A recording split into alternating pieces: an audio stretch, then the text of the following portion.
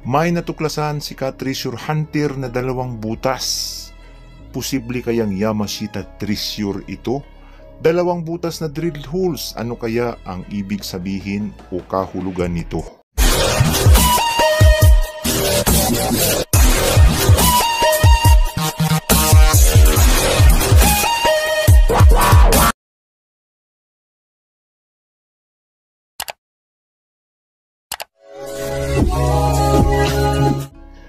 Magandang araw po sa inyong lahat, Luzon, Visayas, Mindanao. Tayo na naman po ay magbabalik sa isa na naman pong nakakamanghang Yamashita treasure video na kung saan natuklasan po ng ating kababayang Pilipinong treasure hunter mula po sa kabundukan ng Pilipinas. Ito ay legit na mga sign na ginawa po ng mga Japanese Imperial Army. Ginawa ng mga kamay ng tao. At ito nga po ay palatandaan ng mga kayamanang itinago ng mga Japanese noong Second World War dito po sa kabundukan ng Pilipinas. At natuklasan po ito ng ating ka-treasure hunter. Atin po itong babasahin, bibigyan po natin ng pinakamalapit nitong kahulugan mula po sa Japanese code. Sa atin po makikita, may hawak po siyang pang-detect. Yan po yung tinatawag na AKS. Hindi po natin alam kung saan made yan, subalit yan po ay posibleng nakakadetect ng Yamashita treasure sapagkat yan po ay long range metal detectors. At pag sinabing long range, yan po ay nakakaabot ng ilang meters. Maabot po ng 25 meters, 15 meters at maaaring mas higit pa. So ito pong kanyang na-detect at nakitang mga markers ay may mga kahulugan po ayon po sa Japanese code. May makikita tayong mga drilled holes at yan po ay magkasunod. Dalawang butas na may ibig sabihin 2 meters big rock. Dalawang bato daw na 2 meters magkasunod. Yan po ay formation ng bato, rock formation, at posibleng yung batong yan ay parte ng rock formation na sinasabing 2 meters big rock.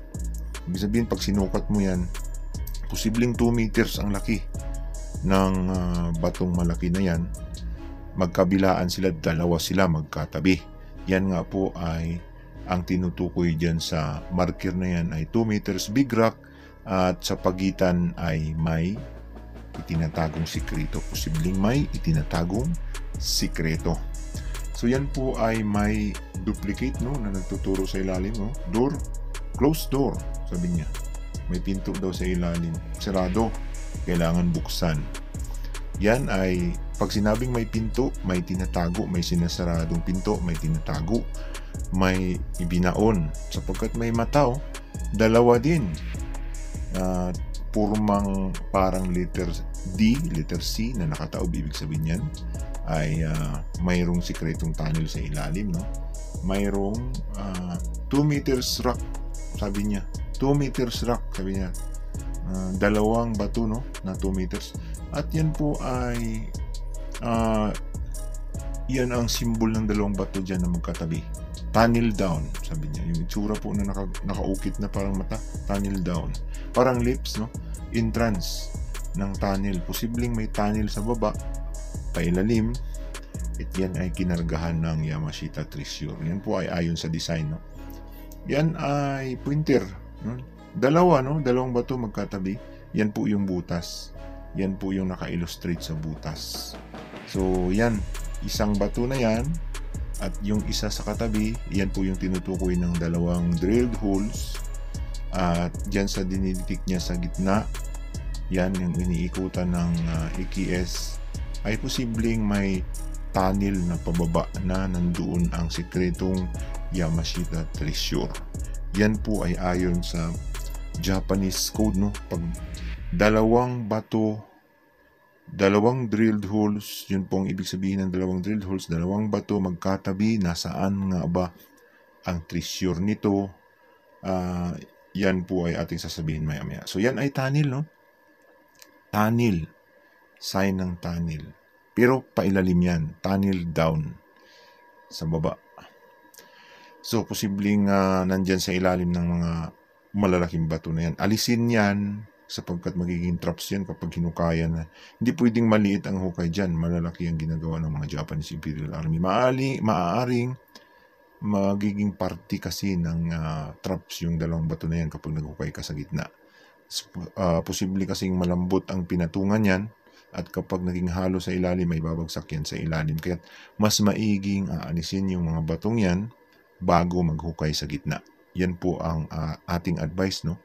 At pinaka the best. So, kahit na matrabaho, kahit na mahirap gawin, subalit pipilitin sapagkat para walang delikado. Yan po ay pinaka-safety para po sa ating mga kababayang treasure hunter. Sapagkat nakadesign po yan na dinaganan nila ng malalaking bato sa itaas, mabigat, tapos loose ang ilalim. Kapag naghukay ka ay siyempre babagsak yon sapagkat mabigat yung nasa itaas. Yan po yung sistema niyan. Sa engineering, yan po ang naplano nila.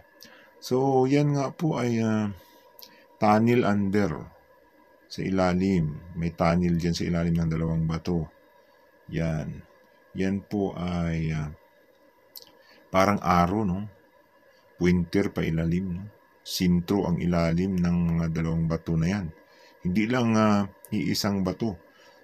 Pero ang pinaka sintro niyan ay maya-maya lang ay malalaman natin, sasabihin natin sa inyo. Sasabihin ko sa inyo. Para yung eksaktong digging spot talaga. So yan dalawang bato, yan, yung puti na yan na bato ay yun yung 2 meters big rock. Yung malaking bato. Kung mimisyurin mo yan, baka yung thickness o yung lapad niyan is 2 meters. Pero yung haba niyan, hindi natin alam. So yung thickness niya is 2 meters big rock. Yun po yung drilled holes na yan. So, dalawang bato, yung formation ng dalawang bato na yan, yun po yung tinutukoy ng drilled holes na dalawa yan. Yung design kasi sa magkabilaan na parang heart, letter D, yan po ay tunnel down, tunnel ang pailalim. Diyan sa pailalim sa pagitan na yan. So, nandyan sa pagitan. Yan ang digging spot. Yan po ang tinuturo ng mata na dalawa paibaba. So, sa pagitan, sa gitna ng dalawang bato na yan, yan po ay nakalagay sa Yamashita Treasure Code. So, sa pagitan ng dalawang bato, yung dalawang bato na yan, 2 meters big rock, sa pagitan yan ay nariyan yung digging spot. Yun yung tinuro ng mata pailalim. Parang arrow yung nasa gitna pailalim. Kung mapapansin ninyo, nagtuturo yan dyan sa pagitan ng bato. So, ang pinaka-eksaktong digging spot, diyan talaga sa gitna ng dalawang bato na yan na magkatabi. At di natin alam kung anong klaseng treasure yan. So yan ang pinaka-eksaktong lokasyon. Yan ang paghuhukayan. Pero mas maigi nga na alisin yung dalawang malalaking bato na yan para hindi delikadong bumagsak sa ilalim. Yan po yung ating reading sa tungkol po dyan sa kanya pong naipadala sa atin sa araw po na ito. At nag-enjoy na naman tayo dito po sa kanyang ipinadalang video, no, tungkol po sa Yamashita Treasure, at nagkaroon na naman tayo ng idea kung ano po ang mga drilled holes na dalawa na yan na laging nauukit sa mga bato. So formation ng bato yan na nasa tabi lang. At yan nga ay sa pagitan ang eksaktong digging spot. So, malinaw mga ka-treasure hunter, malinaw sa ating kababayang nakatuklas. Sana po ay nakapagbigay na naman sa inyo ng kaunting kaalaman tungkol po sa paghahanap ng itinagong kayamanan ng mga Japanese Imperial Army. Hanggang dito na lamang po. Hanggang sa susunod. Maraming salamat po uli sa lahat po ng patuloy na sumusubaybay, sumusuporta po sa aking channel. Ito po ang inyong ka-treasure hunter nagsasabing kapag tayo ay naghahanap, tayo ay makakahanap.